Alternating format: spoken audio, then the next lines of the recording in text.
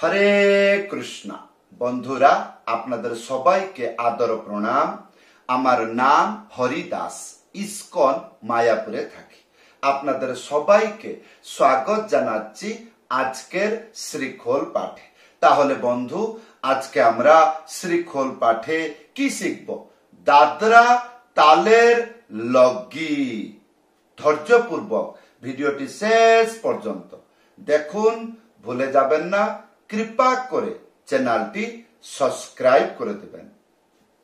তাহলে বন্ধু, আজকে আমরা দাদরা তালের লগি শিখব। একটাই মন্ত্র, বহু গানেতে ব্যবহার করতে পারবেন, কিন্তু যদি গান দাদরা তালে হয়। কেন? আজকের শিক্ষা দাদরা তালের লগি। এইবার প্রশ্ন হবে, লগি কোথায় ব্যবহার করব?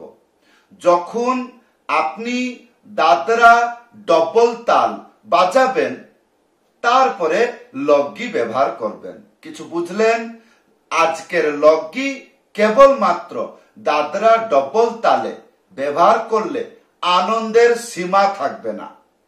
অত্যন্ত আনন্দদায়ক আপনি মনে করবেন যখন এই লগি বাজাবেন ভজনে কীর্তনে। তাহলে আসুন, মন্ত্রটি লেখা আসে যাচ্ছে। কি লেখা আছে? ধিন তা তা,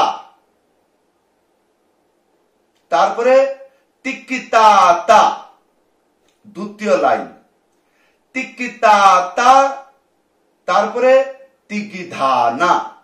এই মন্ত্রটি মুখে কেমন করে বলতে হয়, তাহলে যদি আপনি জেনে নিন, তাহলে গানেতে বাজাইতে বেশি সময় লাগবে না। কিরকম বাজাইতে হবে? ধিন তা তা টিক তা তা টিক তা তা টিক ধানা, ধিন তা তা টিক তা তা টিক তা তা টিক ধানা, ধিন তা তা টিক তা তা টিক তা তা টিক ধানা, ধিন তা তা টিক তা তা টিক তা তা টিক ধানা, ধিন তা তা টিক তা তা টিক তা তা টিক ধানা। এই তাহলে বন্ধু আসুন, এই মন্ত্র প্রথম লাইন, প্রথম স্টেপ, ধিন তা তা, এইটা কেমন করে বাজাবেন? তিনটে আঙ্গুলি মাঝখানে চেপে হালকা করে ধা একসাথে বাজাবেন। কি বললাম? তিনটে আঙ্গুলি মাঝখানে চেপে ধা একসাথে বাজাবেন। কি হবে? ধিন ধিন। আর তা তা, একটা আঙ্গুলি মাঝখানে উড়িয়ে থাপ একসাথে বাজাবেন। তাহলে কি হবে? ধিন তা তা হলো। ইয়ার পরে টিকি তা তা। এই যে টিকি তা তা কেমন করে বাজাবেন ধ্যান পূর্বক দেখুন। তিনটে আঙ্গুলি মাঝখানে চেপে, এইটা হবে তি। আর কি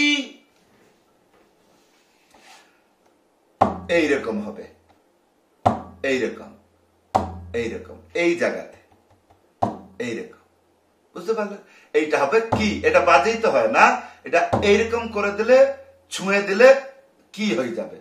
তাহলে টিকি, তারপরে তা তা, ধিন তা তা টিকি তা তা।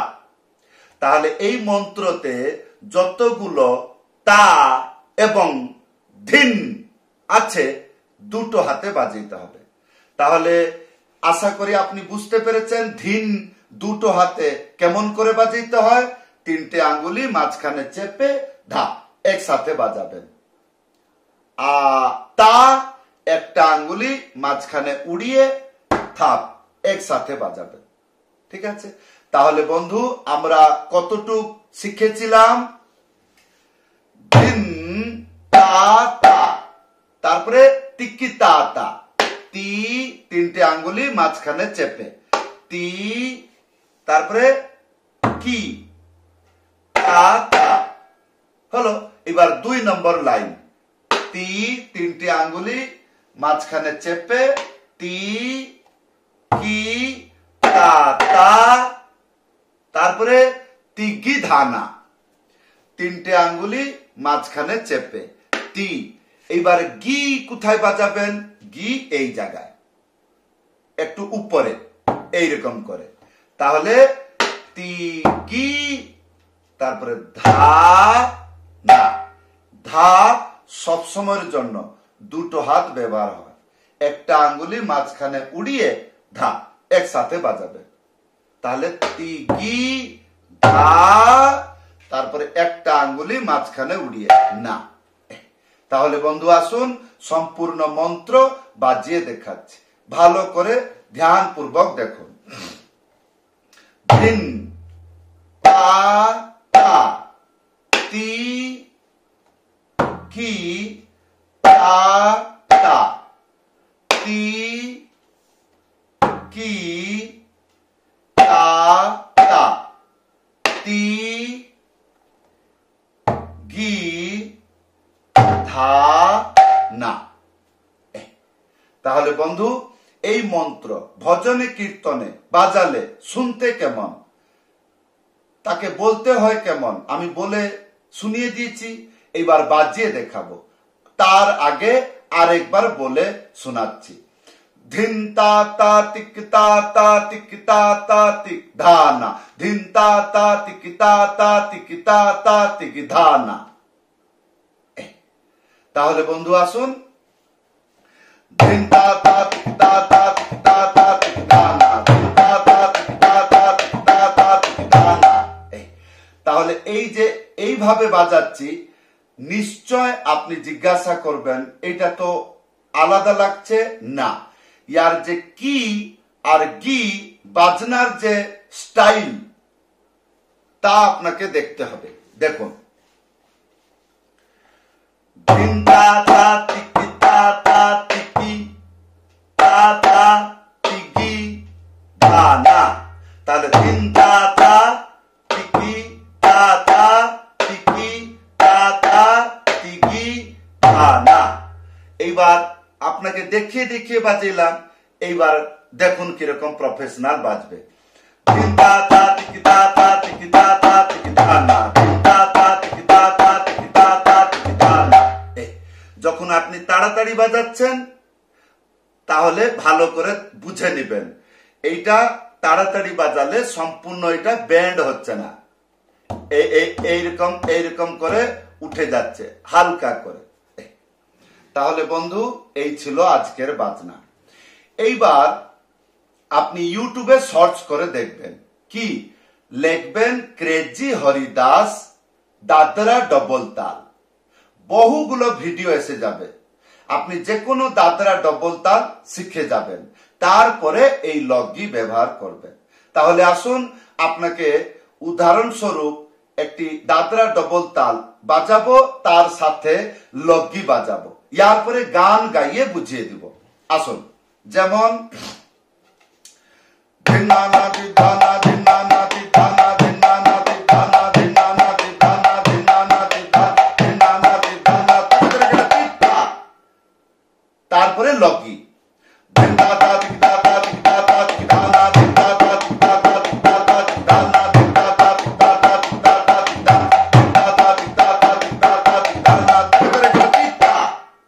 তারপরে আবার মূলতে চলে যাবেন, যেটা আপনি বাজাচ্ছিলেন ইয়ার পূর্বে দাদরা ডবল তাল।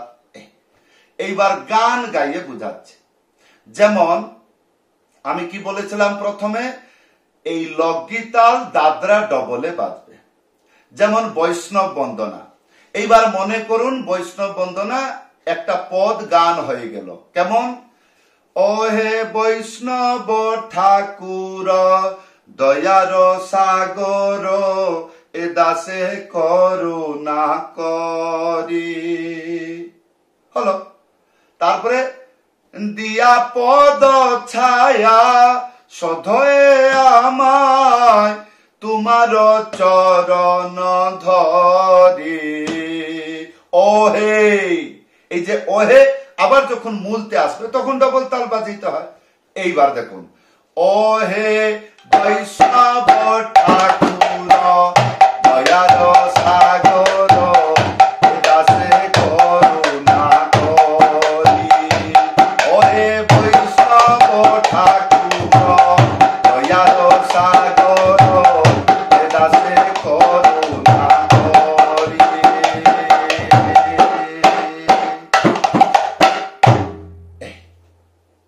তাহলে বন্ধু এইবার বুঝতে পারলেন? একটা গান গাইয়ে বুঝানো যায়, হাজার গান গাইয়ে বুঝানো সেয়া।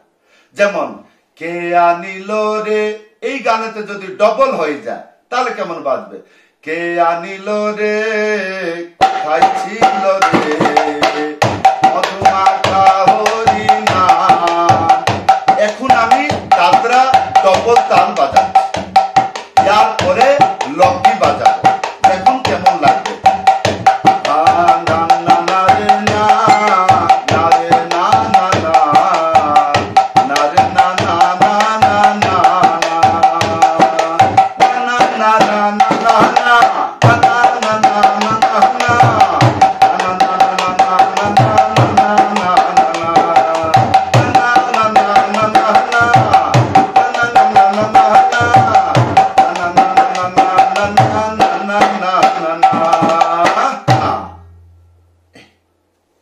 বন্ধু যদি জিজ্ঞাসা করেন এই মন্ত্রের মধ্যে কোন শব্দটা, আমাকে ধ্যানপূর্বক ধ্যান রাখতে হবে।